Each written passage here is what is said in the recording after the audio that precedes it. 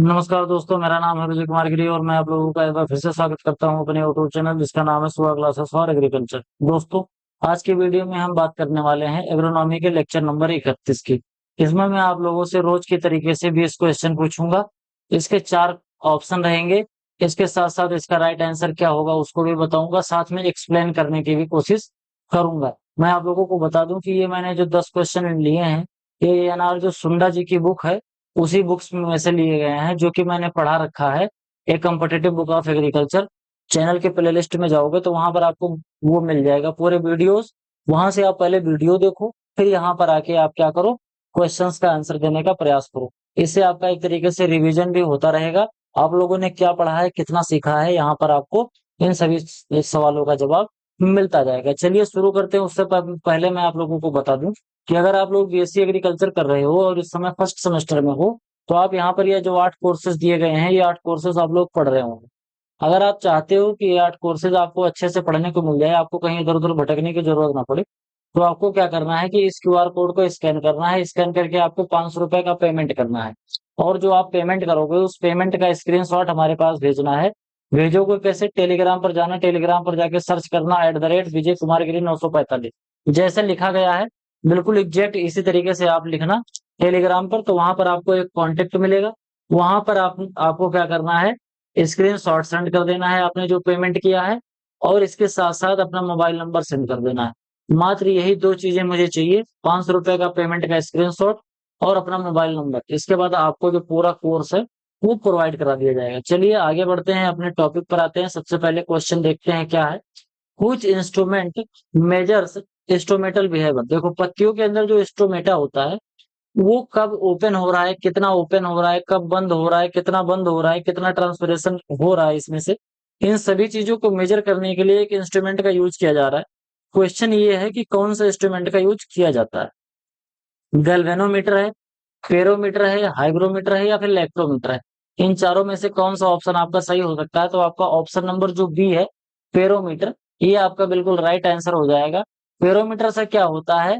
Spherometer is specially design to measures instrumental opening and closing behaviour in plants which is crucial for understanding transpiration and gas exchange. पत्तियों से कितना gas का exchange हो रहा है और कितना ट्रांसपिरेशन हो रहा है, एक तरीके से ऐसे समझो कि ट्रांसपिरेशन जानने के लिए और कितने अमाउंट में फोटोसिंथेसिस और रेस्पिरेशन हो रहा है पत्तियों से, इन सभी चीजों को जानने के लिए पेरोमीटर का उपयोग किया जाता है।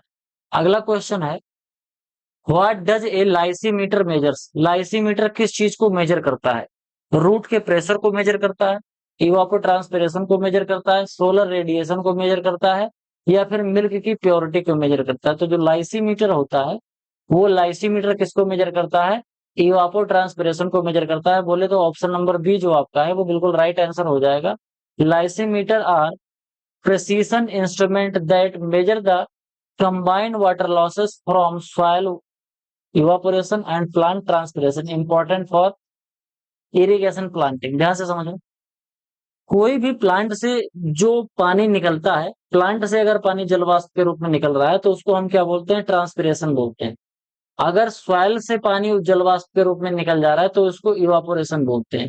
तो ये जो लाइसीमीटर है ये इवापोरेशन को भी और ट्रांसपिरेशन को भी, इन दोनों चीजों को मेजर करता है, जिससे ये पता चल पाता है कि हमको इरिगेशन अपने खेत में कब कब करना है, इस चीज की हमें जानकारी मिल पाती है। तो आपका जो इवापो ट्रांसपिरेशन है ये बिल्कुल राइट आंसर हो जाएगा। लाइसीमीटर के द्वारा हम किसको मेजर करते हैं? इवापो ट्रांसपिरेशन को मेजर करते हैं। What is the minimum C C A पर hectare for a major irrigation project. ध्यान से समझना, ये पूछा जा रहा है कि अगर कोई मेजर इरिगेशन प्रोजेक्ट है तो उसके लिए कॉस्ट ऑफ द प्रोजेक्ट कितना होना चाहिए। कहने का मतलब यही है कि अगर कोई इरिगेशन प्रोजेक्ट बनाया जा रहा है जो कि मेजर इरिगेशन प्रोजेक्ट है, तो वो कितने रुपए का होना चाहिए, और सॉरी कितने हेक्टेयर का होना चाहिए। कॉस्ट ऑफ CCA, इसका जो फुल फॉर्म है इसको मैं भूल रहा हूँ अभी क्या होता है, लेकिन फिलहाल ऐसे समझो कि जो मेजर इरिगेशन जो प्रोजेक्ट है उसको कितने हेक्टेयर एरिया में अगर वो इरिगेशन प्रोजेक्ट बनता है तो उसको मेजर इरिगेशन प्रोजेक्ट बोला जाएगा। आपके ऑप्शन इस तरीके से हैं, लेस देन 2000 हेक्टेयर, या 2000 टू 10,000 हेक्टेयर, या मोर देन 10,000 हेक्टेयर, या मोर देन 50,000 पर हेक्टेयर, तो सॉरी 50,000 हेक्टेयर। कितना हेक्टेयर एरिया होगा तो उसको बोलेंगे हम major irrigation project.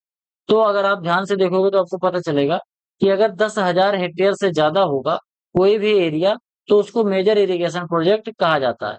Major irrigation project are defined by their command area exceeding 10,000 hectare with cost of above 50 crore रुपए, सर्विंग लार्ज एग्रीकल्चर रीजन। कहने का मतलब ये है कि अगर कोई भी एक ऐसा इरिगेशन प्रोजेक्ट जो कि 10,000 हेक्टेयर एरिया से ज्यादा को कवर करता है और जिसकी टोटल लागत जो होगी वो 50 करोड़ होगी, तो उसको हम क्या बोलते हैं?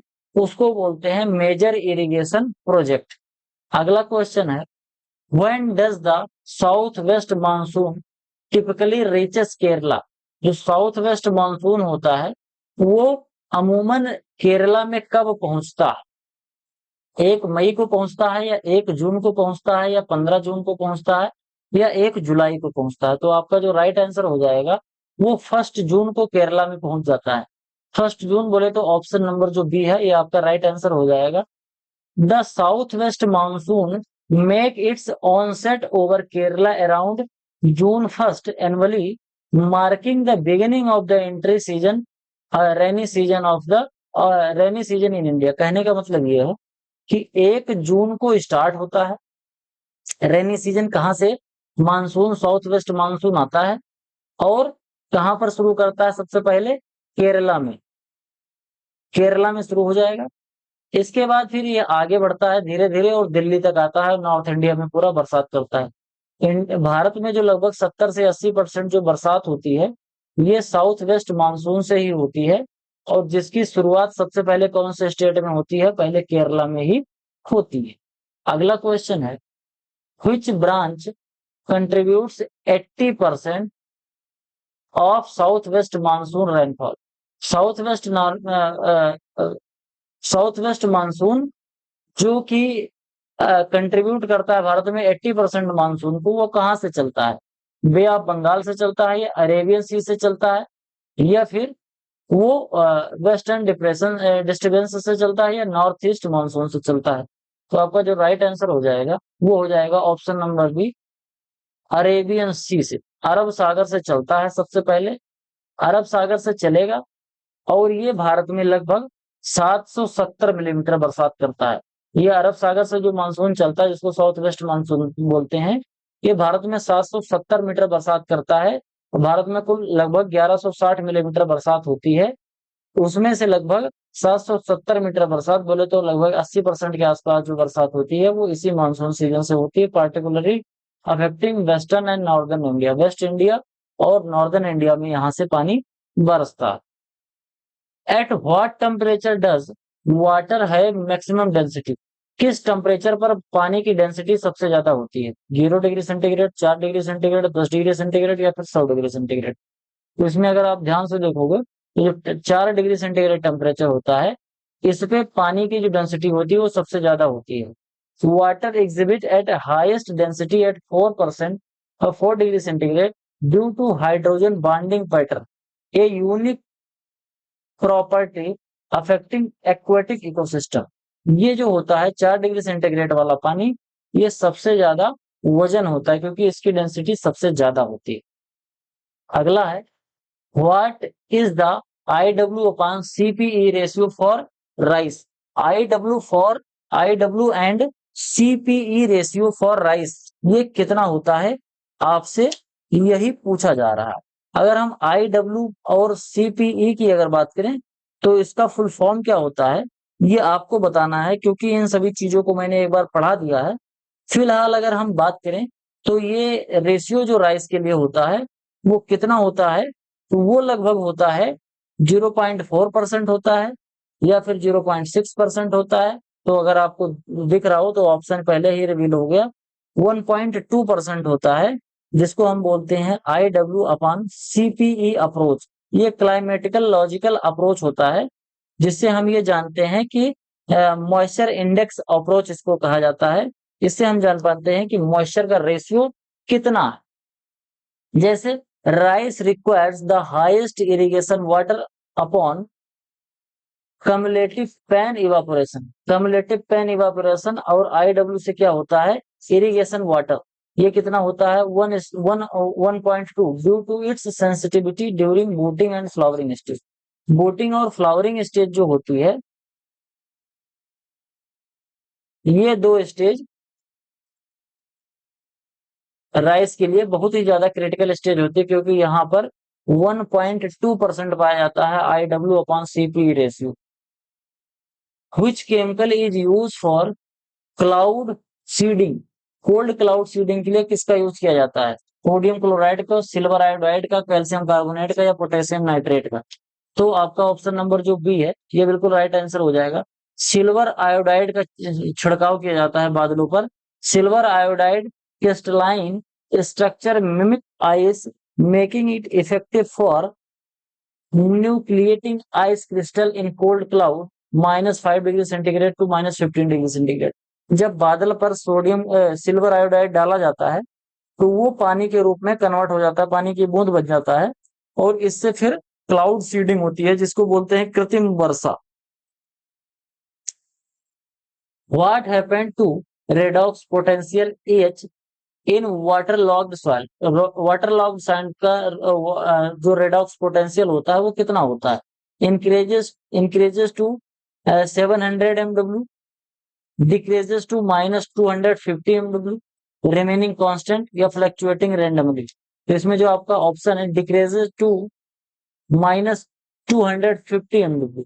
Water logging creates anaerobic condition reducing pH from redox potential 400 से 700 एरोबिक में to -250 MB, triggering chemical reduction like denitrification. ये डीनाइट्रिफिकेशन होने लगता है। रेडॉक्स पोटेंशियल क्या होता है ये आप लोगों को जानना चाहिए। ये सभी चीजें मैंने डिटेल में बता रखा है, वीडियो आप देखोगे तो वहां से आपको समझ में आ जाएगा। अगला क्वेश्चन है, which crop has the highest water requirement. कौन सी क्रॉप का वाटर रिक्वायरमेंट सबसे ज्यादा है, व्हीट का कि राइस का कि शुगर कैन का कि कॉटन। इसमें से राइट आंसर कौन सा है, तो राइट आंसर आपका है option number C, sugarcane. Sugarcane का जो वाटर रिक्वायरमेंट है वो लगभग 1500 से लेकर लगभग 2500 मिलीमीटर पानी की रिक्वायरमेंट होती है इसकी लगभग 12 से 18 महीने की क्रॉप में। इसका बायोमास सबसे ज्यादा प्रोडक्शन होता है। तो वाटर जो है वो शुगर केन में सबसे ज्यादा लगता है, उसके बाद फिर राइस में लगता है, फिर कॉटन में लगता है और व्हीट में लगता है। तो आज की वीडियो में केवल इतना ही। मैंने केवल 10 ही क्वेश्चन लिया था, क्योंकि ज्यादातर लोग 20 क्वेश्चन तक वीडियो देखते नहीं, तो इस वजह से मैंने केवल 10 ही क्वेश्चन रखा है। मेरा एफर्ट आपको अच्छा लग रहा हो तो मुझे फाइनेंशियली जरूर सपोर्ट करिए, क्योंकि मैंने एक नया स्टेप स्टार्ट किया। आप लोगों ने देखा भी होगा कि मैं अब हर क्वेश्चन का एक्सप्लेनेशन लिख के भी देने लगा हूँ। आगे मैं और भी धीरे धीरे जैसे जैसे आप लोग फीडबैक देते जाओगे उसी तरीके से मैं इन सभी चीजों को इम्प्लीमेंट करते जाऊंगा। वैसे वीडियो पसंद आया हो तो वीडियो को लाइक करें, चैनल पर पहली बार आए हैं या अभी तक चैनल को सब्सक्राइब नहीं किया तो चैनल को सब्सक्राइब जरूर करें। अपने जो सुझाव है कमेंट बॉक्स में जरूर लिखें, अपने दोस्तों के साथ चैनल को शेयर करें। मिलते हैं किसी दूसरी वीडियो में, तब तक के लिए इजाजत दीजिए, धन्यवाद।